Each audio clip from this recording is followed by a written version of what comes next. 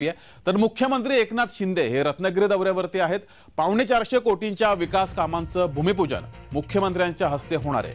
तर दापोलीत संध्याकाळी शिवसंकल्प मेळावा सुद्धा होणार आहे। मुख्यमंत्री एकनाथ शिंदे हे रत्नागिरी दौऱ्यावरती आहेत। अधिक माहिती घेऊया, आपले प्रतिनिधी राजेश जाधव आपल्या सोबत जोडले। तर राजेश, मुख्यमंत्र्यांचा रत्नागिरी दौरा आहे। बरोबर आहे जगदीश।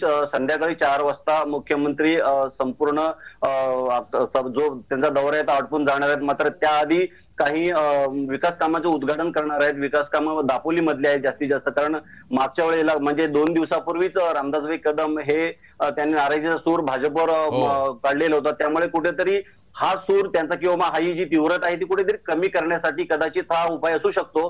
कारण आता मुख्यमंत्री हर्णे बंदराचे जे विकास काम आहेत ती हर्णे बंदर आहे ते कुठेतरी विकास काम किंवा मग पर्यटकांना आकर्षित करण्यासाठी सुशोभीकरण आहे वगैरे याचा भूमिपूजन समारंभ करणार आहे। त्याचबरोबर मात्र राजेश, एकीकडे भास्कर जाधव यांचं मनातील खंत व्यक्त करणारा पत्र आणि त्यानंतर आता मुख्यमंत्र्यांचा हा दौरा आहे, तर भास्कर जाधव मुख्यमंत्र्यांची भेट घेण्याची शक्यता काय आहे का?